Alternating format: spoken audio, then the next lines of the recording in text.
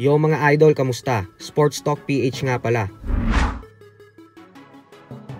Ang pahayag ni Jason, pag-usapan natin yan mga idol.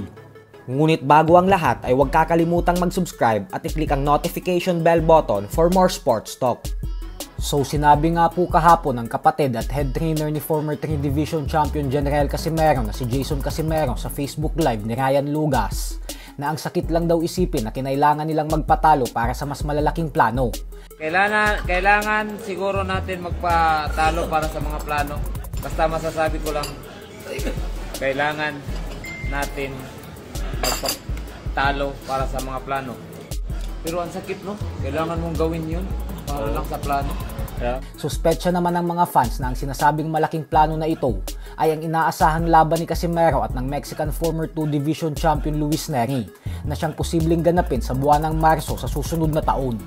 Pero ganun pa man nga po ay madami din po ang fans ang hindi naniniwala at sinasabing natalo daw talaga ang angas ng Pinas sa malinis at patas na paraan.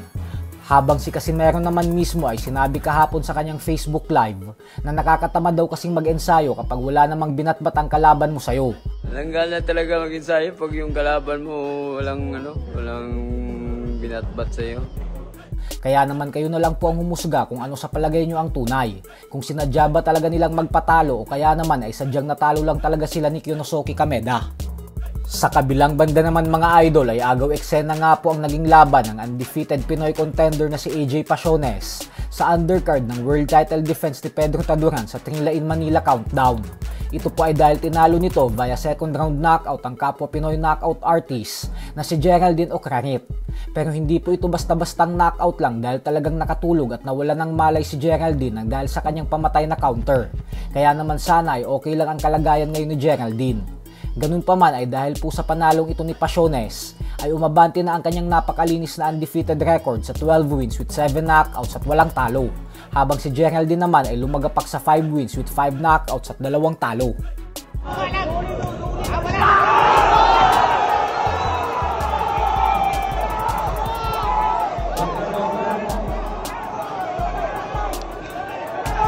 Samantala, bagamat nga po inaasahan na ng lahat na si General Casimero na at Luis Neri ang sunod na magtutuos, ay ang sigaw nga po ng karamihang Pinoy boxing fans patungkol sa kung sino ang gusto nilang sunod na makalaban ni Casimero ay walang iba kundi ang Pinoy boxing legend, former 4 Division Champion Nonito Donaire Jr.